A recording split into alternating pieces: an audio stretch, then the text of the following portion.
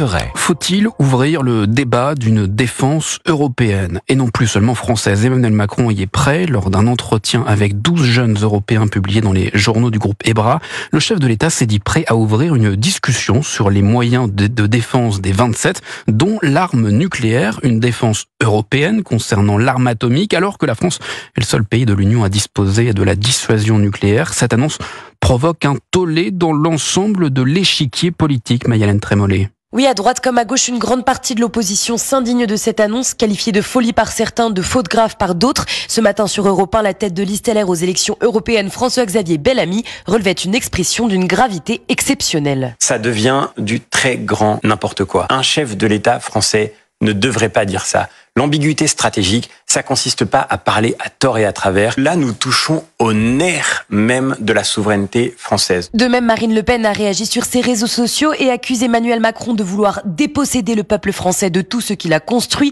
de tout ce qui le protège et qui fait de lui un peuple libre.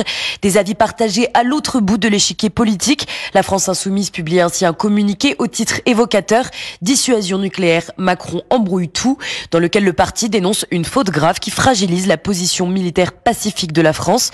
Seule la tête de liste écologiste Marie Toussaint s'est dite favorable à un saut fédéral européen, incluant le partage de l'arme française. La France, qui reste depuis le Brexit le seul État membre de l'Union européenne à disposer de l'arme nucléaire. Mayalène Trémollet pour